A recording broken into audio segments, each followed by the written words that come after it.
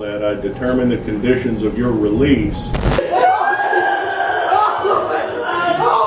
This call led to an investigation that uncovered the horrific abuse the boy had endured at the hands of Wilson and his mother, Kristen Swan. Especially when Justin was begging for his life. The two drove to Justin's house intending to steal the safe, but left when they saw Justin was home. Later, Austin suggested killing Justin to take the safe without resistance. During the incident, he also set fire to the store. After being shot and arrested by police, an AK-47 rifle was found in his possession.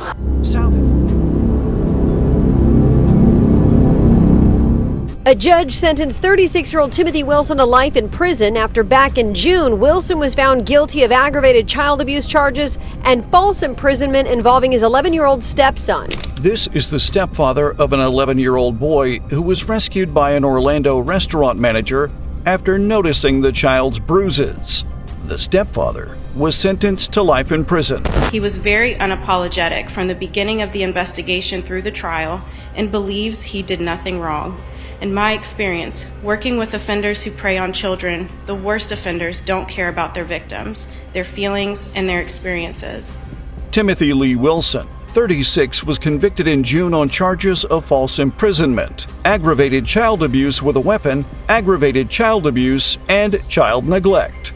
The manager, Flavien Carvalho, noticed bruises on the 11-year-old boy. Wilson would not let him order food, and so she held up a sign out of the dad's sight asking if he needed help, police saying he nodded yes. On New Year's Day in 2021, Flaviani Carvalho was working at a Mrs. Potato restaurant on South Kirkman Road in Orlando when a family of 4 sat down. Wilson did not let the 11-year-old boy order any food, and Carvalho noticed bruises on the child's face and arms. She wrote a note that said, "Do you need help, okay?" and held it up to the boy while standing behind Wilson so he couldn't see it. The boy nodded yes, and Carvalho called the restaurant owner, who agreed she should call the police. I saw injuries that actually made me tear up. Prior to this incident, I have never encountered a child who was conscious, alert, and aware of their surroundings with the injuries I found. During the 911 call, Carvalho expressed her concern and sought advice, saying, "I'm super concerned, and I don't know what to do. Can you give me some advice?" This call led to an investigation that uncovered the horrific abuse the boy had endured at the hands of Wilson and his mother, Kristen Swan. So basically what he did what he thought was best. And unfortunately, the last choice of Christmas Day, they'd been to escape rooms. So he tied the child up and put the key within reaching distance so the child could escape before he opened his presents. That was grade A horrible. During an interview with Orlando police officers, the boy talked about being abused. He said that ratchet straps were around his neck and legs and that he was hung from a door upside down. He also said that a wooden broom had been used to hit him and that he was chained and tied to a big moving dolly. The restaurant owner praised Carvalho, saying, "You saved the boy's life. It brings us to tears to think that someone can do that to a child." Wilson and Swan were then arrested. Orlando police praised Carvalho's actions, stating she rescued the boy from dangerous abuse. By saying something when she saw something, Ms. Carvalho displayed courage and care for a child she had never met before, and we're proud that someone like Ms. Carvalho lives and works in our community. Florida Court Judge Wayne C. Wooten condemned Wilson's actions, resulting in several life sentences for Wilson in an Orlando courtroom. But simply in the role of human being. For those reasons, I'm going to impose the sentence that the law allows me to impose, although candidly, in many ways, I feel like it is short of what you thoroughly and richly deserve. The boy's mother admitted to knowing about the abuse and was arrested on 2 counts of child neglect. Detective Aaron Lawler noted that the boy had bruises in different stages of healing, indicating ongoing abuse and torture.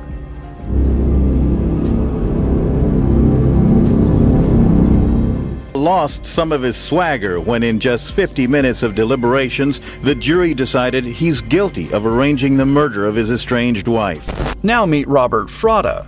a former suburban Houston police officer who was executed for hiring two people to kill his estranged wife nearly 30 years ago during a contentious divorce and custody battle. Frada, 65, received a lethal injection at the state penitentiary in Huntsville for the fatal shooting of his wife Farah in November 1994. He was pronounced dead at 7:49 p.m. Did you originally have your wife killed? No, I did not. Harris County Sheriff's detectives questioned Bob Frada immediately following his wife's murder. Frada was a Missouri City public safety officer, a hybrid firefighter police officer. Prosecutors said that Frada organized the murder-for-hire plot, where a middleman, Joseph Priestash, hired the shooter, Howard Guidry. Farah Frada, 33, was shot twice in the head in her garage in Atascocita, a suburb of Houston. Despite his claims of innocence, Frada, who was a public safety officer for Missouri City, couldn't escape the consequences of his actions. Neighbors reported hearing a gunshot, followed by a scream, then another shot. A suspect was seen hiding by a tree before being picked up by a vehicle. Followed by a scream and then another second quick gunshot. And then the suspect was seen hiding by a tree. The vehicle came around the corner and picked him up and left. Who hit your wife enough to kill her? Nobody I can think of. I mean, I can't think of anybody that hates her. What's wrong with this picture? The U.S. Supreme Court declined an appeal from Frada's lawyers to stop the execution. They argued that prosecutors had withheld evidence that a trial witness had been hypnotized by investigators, leading her to change her initial recollection of seeing two men at the murder scene and a getaway driver. Frada's lawyers believed that this would have undermined the state's case, which depended on two men committing the act and linking Frada to both. Prosecutors countered that the hypnosis produced no new information or identification. They emphasized that Frada had repeatedly expressed his desire to see his wife dead, asking several acquaintances if they knew anyone who would kill her. Court records showed he told one friend, "I'll just kill her, and I'll do my time. And when I get out, I'll have my kids." Both Priestash and Guidry were also sentenced to death for the crime. I can remember her walking around the office and saying to anyone who would listen, the bad guys put bullets in my mommy's head. Frada was one of 4 people on death row in Texas who tried to stop the state's prison system from using what they said were expired and dangerous drugs for execution. Judge Catherine Mawsey of the Civil Court had issued a temporary injunction earlier that day in the case. This would have stopped the state's prison system from using drugs that she thought were probably expired or medically compromised. Potentially inflicting unnecessary pain and anguish on the person they're executing. I think every inmate on death row from this point forward will want to make sure that the drugs being used by TDCJ are tested, how they're tested, the validity of that testing. After Texas' highest court of criminal appeals reversed the injunction, the execution went ahead, and an appeal to the state's highest court was turned down. Mawsey's order went against a previous order from the Texas Court of Criminal Appeals that said she couldn't make any orders in the case that would stop any executions. The Supreme Court and lower courts had already turned down Frada's lawyers' appeals that said there wasn't enough evidence against him or that the jury directions were wrong. His lawyers also tried to prove that a juror wasn't fair and that ballistics proof didn't connect him to the murder weapon, but they were unsuccessful. All 3 members of the Texas Board of Pardons and Paroles decided that Frada would not be commuted to a lesser term or given a 60-day reprieve. Are you saying this is an unfair verdict? Absolutely. No question about it in my mind. Frada was first sentenced to death in 1996, but a federal judge overturned his conviction, ruling that confessions from his co-conspirators shouldn't have been admitted into evidence. The judge described Frada as egotistical, misogynistic, and vile, with a callous desire to kill his wife. He was retried and resentenced to death in 2009. The young girl, she still asks for her mother. "Mommy, I love you, Mommy. I miss you, Mommy. I know you're in heaven. And someday when I die, I'm going to meet you in heaven." Now that's a lot of torture. Andy Kahn, who was in charge of victim services and support for Crime Stoppers of Houston, said that Lex Backer, Farah Frada's late father, raised Robert and Farah Frada Jr.'s 3 children with his wife. Kahn said he hoped that the kids would be able to move on with their lives and not have to think about Frada anymore, which would help them heal. Frada was the first inmate executed in 2023 in Texas and the second in the U.S. 8 other executions are scheduled in Texas for later this year.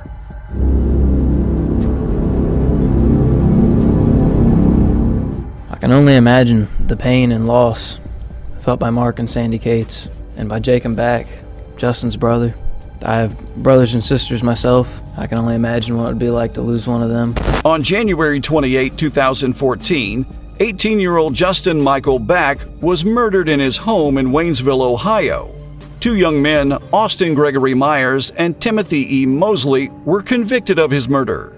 The crime revolved around a plan to steal a safe from Justin's house. Justin and Austin had been childhood friends, attending the same middle school. Justin had recently graduated from Waynesville High School in 2013 and was about to join the Navy.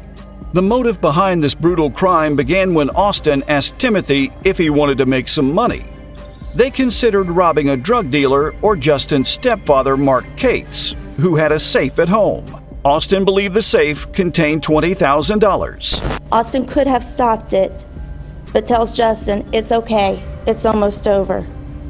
You could have changed your mind many times, but you didn't. Especially when Justin was begging for his life. The 2 drove to Justin's house intending to steal the safe, but left when they saw Justin was home. Later, Austin suggested killing Justin to take the safe without resistance. He bought a 3-foot steel cable and metal rope cleats to make a garrote. They planned to murder Justin the next day. I'm not going to stand up here and tell you how much I hate you. That is without question. On January 28, Austin and Timothy bought septic enzymes, ammonia, septic tank cleaner, and rubber gloves. They drove to Justin's house around 1 p.m., intending to distract him while Timothy strangled him with the garrote. Once inside, they chatted with Justin, who went to the kitchen. Timothy attacked Justin from behind with the garrote while Austin held him. However, the garrote slipped, and in a panic, Timothy pulled out a knife and stabbed Justin multiple times, killing him. After Justin's death, they searched for the safe, found it locked in a closet, and also found a handgun belonging to Mark Cates. They tried to clean up the crime scene with ammonia, wrapped Justin's body in a blanket, and put it in the trunk of Timothy's car. They ransacked the house, taking the safe, jewelry, credit cards, and some of Justin's clothing. They left around 2 p.m. As they drove, Timothy became paranoid and took side roads to a remote area, where they stopped to check for blood. Austin found Justin's wallet, which had over $100. They then drove to Timothy's house to unload the stolen items. After changing clothes, they decided to hide Justin's body behind a log in a field near the village of Gratis in Preble County. They poured ammonia and septic enzymes on the body, and Austin shot it twice with the stolen gun, which jammed on the 3rd shot. After hiding the body, they considered killing Mark Cates to frame him for Justin's murder, but decided against it. They disposed of Justin's laptop in a parked dumpster, bought a crowbar to open the safe, and returned to Timothy's house. The safe contained only paperwork, loose change, bullets, and other items, far from the $20,000 Austin had anticipated. They burned evidence and their bloody clothes in a fire pit and threw the empty safe into a river. When Mark Cates returned home around 3:30 p.m., he noticed things out of place and discovered the safe and handgun missing. He and his wife called the police after failing to contact Justin. Police received a description of a car seen outside Justin's home, which matched the car Austin had driven the day before. They tracked down the car and detained Austin at Timothy's house. In initial interviews, Austin denied involvement in Justin's disappearance or the burglary. Timothy was also questioned and released. However, later both were arrested based on new information. I'm sorry that this happened. And I know that doesn't bring Justin back, but I'm sorry. I wish I could go back in time and stop this before it even happened. But I can't. During further questioning, Austin admitted to being present during the murder but claimed Timothy acted alone.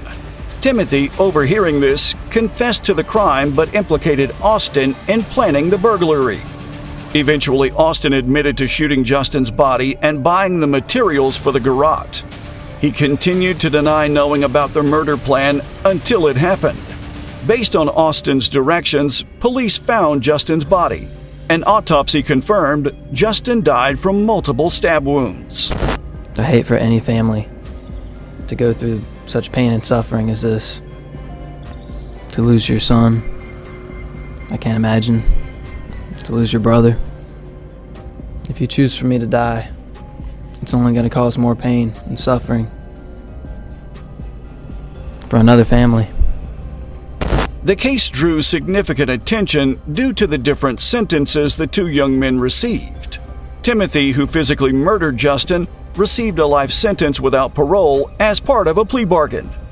Austin, who planned the crime, received the death sentence, becoming the youngest inmate on death row in Ohio at the time.